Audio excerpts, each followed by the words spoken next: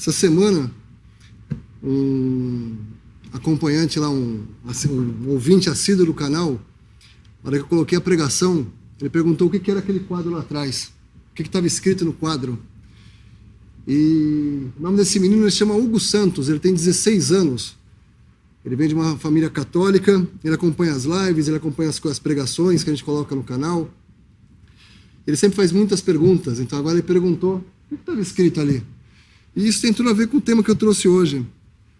Está escrito ali assim: e toda língua confesse que Jesus Cristo é o Senhor, para a glória de Deus Pai.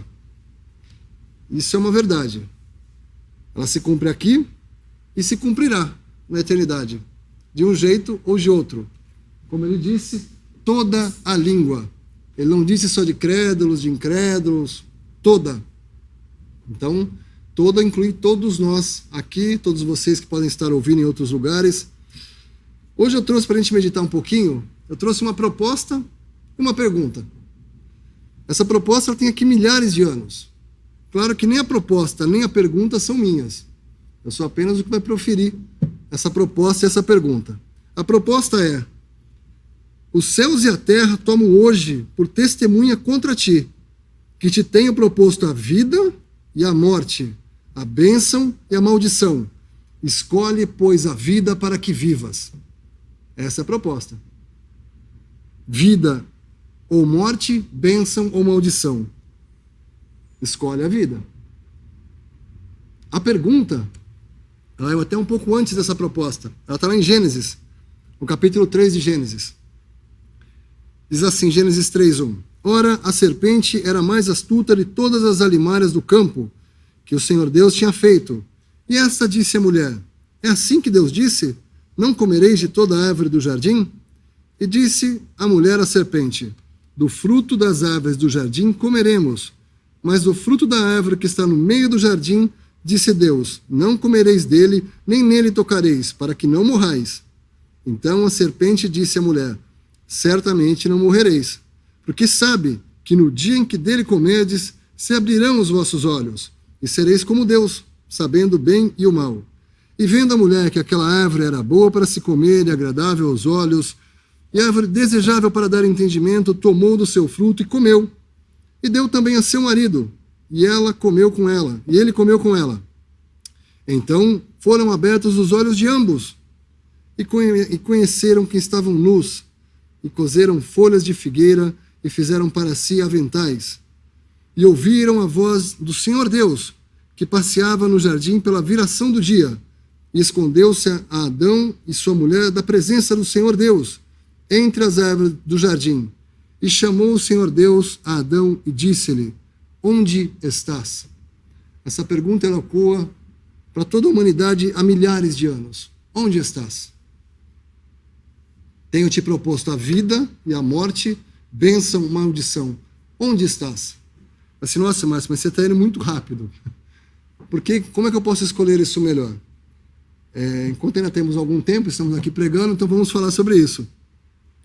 É interessante que no primeiro versículo da Bíblia, em Gênesis 1:1, a palavra começa assim: no princípio, Deus. Essa palavra no princípio, Deus, ela é Elohim.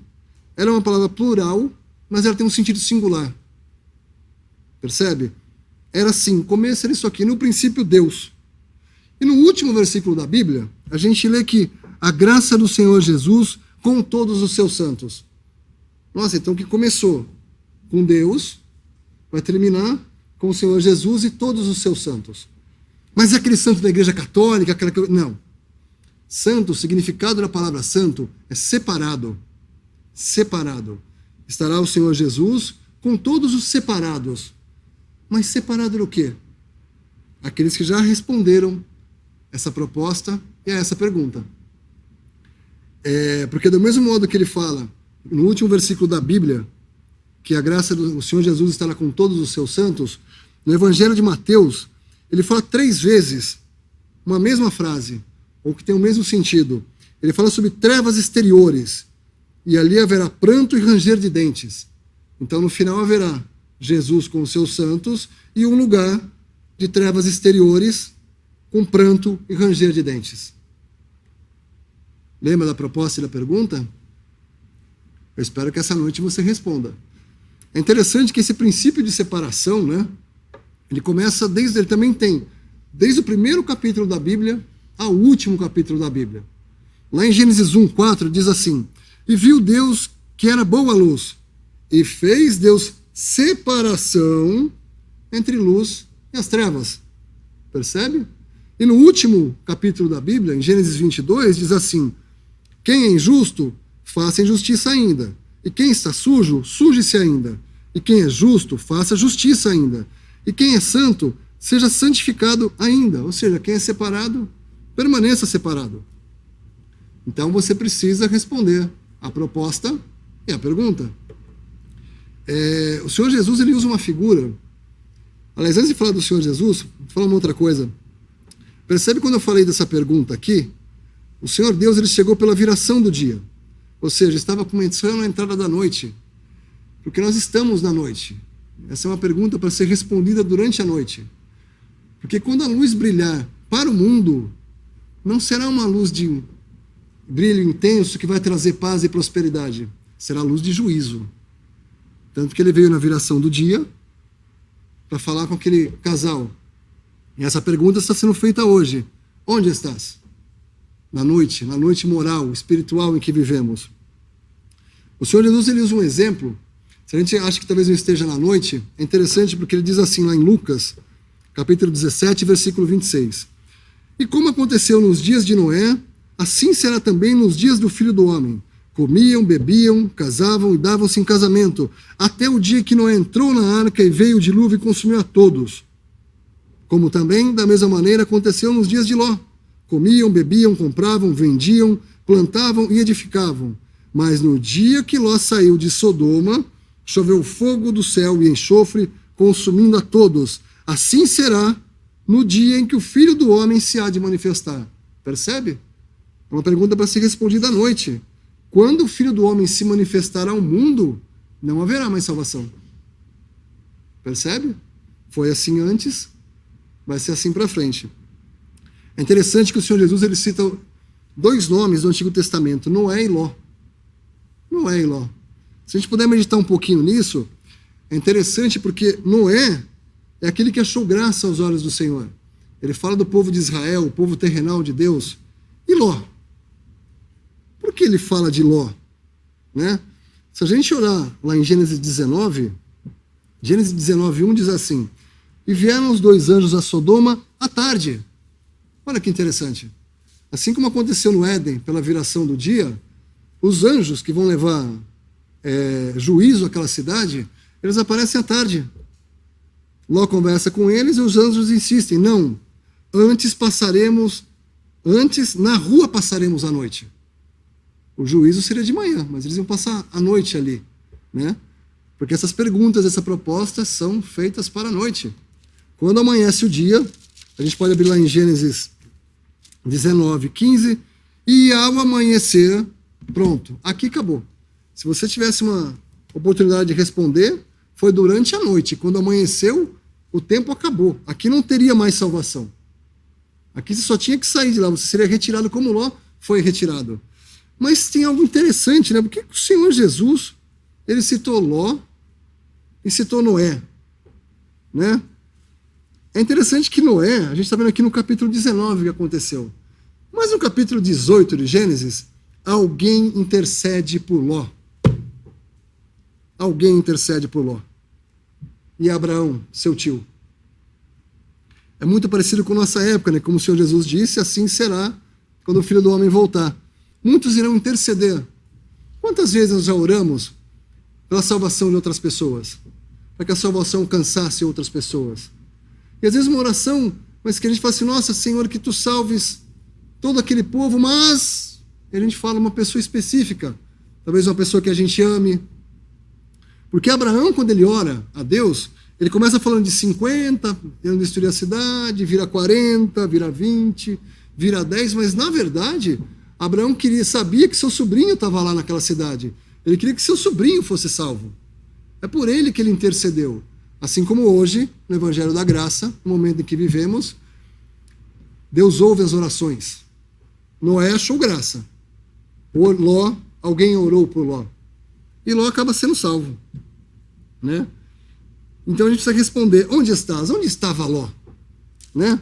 A gente vê que Ló estava sentado à porta de Sodoma. Ou seja, Ló não sabia do juízo que havia, Ló estava lá. Assim como muitos estão nesse mundo hoje. Tá tudo certo. Olha o Facebook, olha a minha vida, restaurante, passeio, trabalho, estudo, tá tudo tranquilo. Aí, ó, assentado à porta de Sodoma. Não estava nem ciente do que ia acontecer. O seu tio, sim, já sabia o que ia acontecer e estava intercedendo por ele. Assim como é hoje. Assim como a gente traz essa proposta, essa pergunta, que ela precisa ser respondida hoje.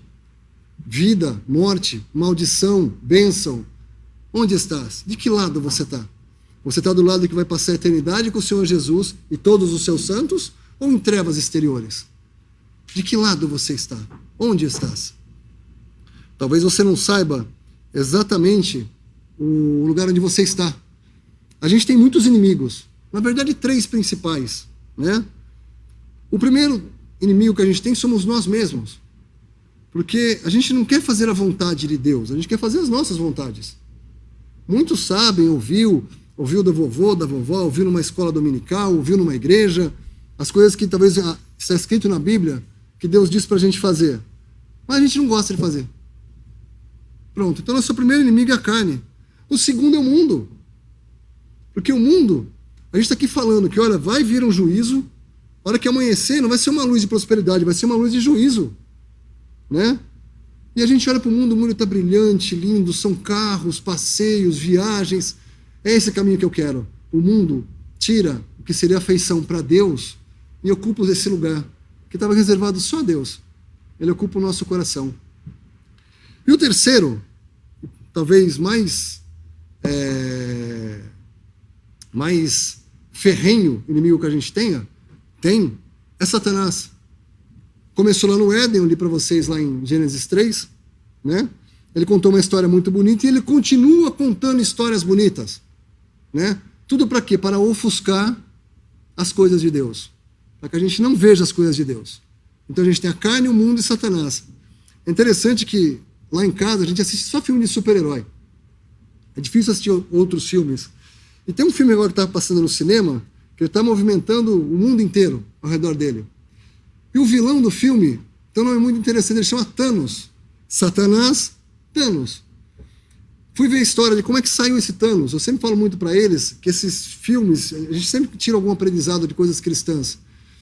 E quem inventou o Thanos, ele contou que assim, em 1973, ele relembrou o que ele estudava na escolinha dominical, ele falou assim, nossa, e se o poder do mundo caísse na mão de um vilão? Essa é a história do Thanos. Totalmente cristão.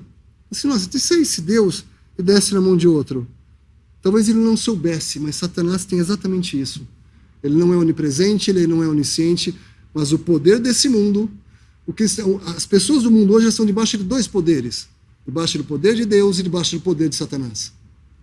Né? Então sim, Satanás ele é um tirano. E ele é o príncipe deste mundo, ele é o Deus desse mundo. Então essa figura de Thanos, ela existe sim, né? É muito verdadeira. Né?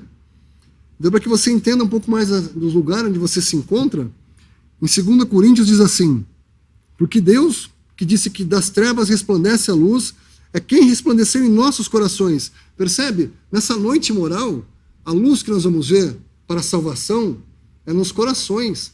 A hora que o mundo vê a luz é para juízo. Para nós, hoje, nesse tempo em que essa palavra está sendo ouvida, está sendo pregada, ainda há salvação. Você pode responder a ela. Resplandecer em nossos corações para quê? Para a iluminação do conhecimento da glória de Deus na face de Jesus Cristo. Satanás vai fazer tudo para que você não seja iluminado pelo conhecimento da glória de Deus na face de Jesus Cristo. Se você ainda não se convenceu disso, a palavra é mais incisiva. Em Romanos ela diz assim, não há um justo nenhum sequer, não há ninguém que entenda, não há quem busque a Deus. Todos se extraviaram e juntamente se fizeram inúteis. Não há quem faça o bem, nenhum só. Na história do Thanos, é um homem que toma as coisas dele e salva a humanidade. Mas não tem nenhum humano para tirar o poder de Satanás. Porque se tivesse, quando ele caiu lá atrás em Gênesis, ele teria retomado, nossa, agora eu vejo o que você fez de errado, vou tomar o poder de você. Nenhum ser humano comum, filho de Adão, tem poder para tirar esse poder de Satanás. Então essa figura que esse filme mostra, né?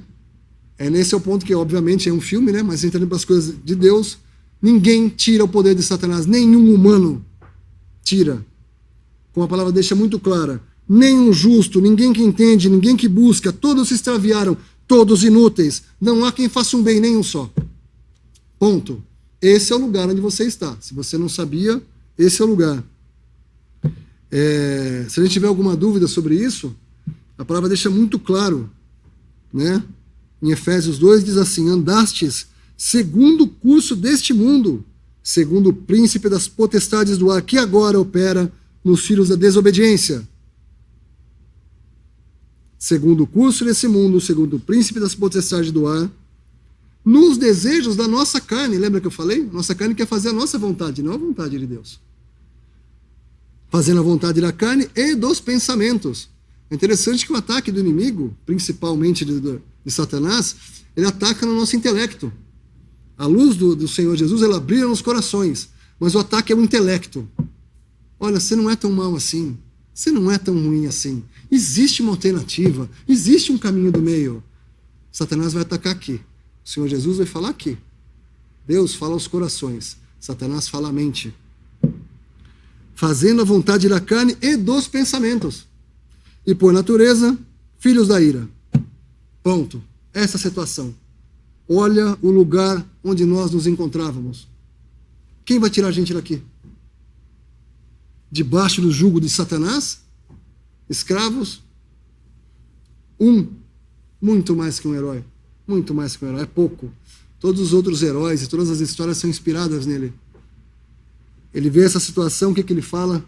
Eis-me aqui, envia-me a mim. Ele olhou isso lá do seu trono de glória.